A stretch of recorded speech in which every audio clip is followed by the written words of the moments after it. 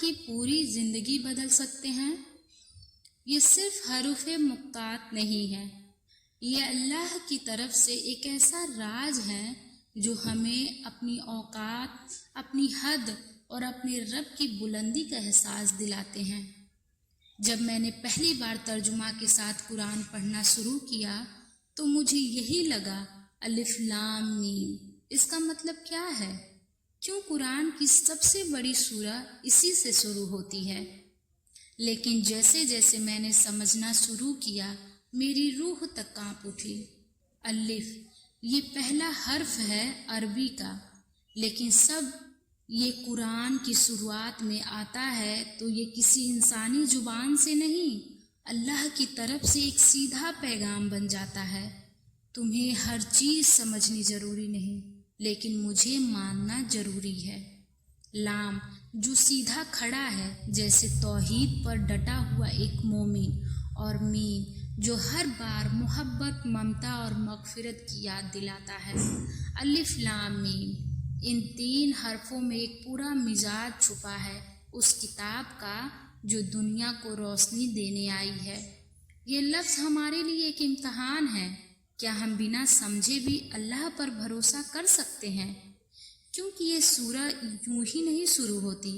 आगे अल्लाह खुद कहता है, जालिकल किताबु ला रैब फीह, ये वो किताब है जिसमें कोई शक नहीं। जरा ठहर कर सोचिए, क्या हमारे पास ऐसा कोई रिश्ता है जिसमें हमें जरा भी शक न हो?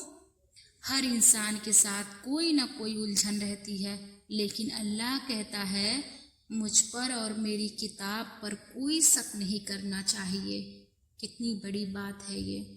ज़मीन पर रहने वाला एक कमज़ोर इंसान और आसमानों का मालिक उससे कह रहा है, मेरी बातों पर भरोसा कर, मैं तुझे कभी गिरने नहीं दूंगा।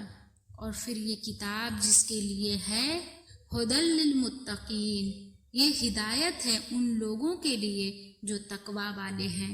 यानी कुरान को वो ही समझ सकता है जिसने अपने दिल को साफ कर लिया हो, जिसने दुनियावी लालच, घमंड और गफलत की गर्द हटाकर अपने रब से जुड़ने की कोशिश की हो।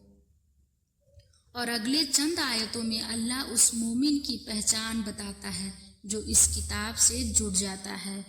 वो गैब पर ईमान रखता है, नमाज कायम करता है, जो कुछ अल्लाह ने दिया उसमें से खर्च करता है, और जो किताब मोहम्मद सल्लल्लाहु अलैहि वसल्लम पर नाजिल हुई और जो पहले नबी पर आई, उन सब पर ईमान लाता है।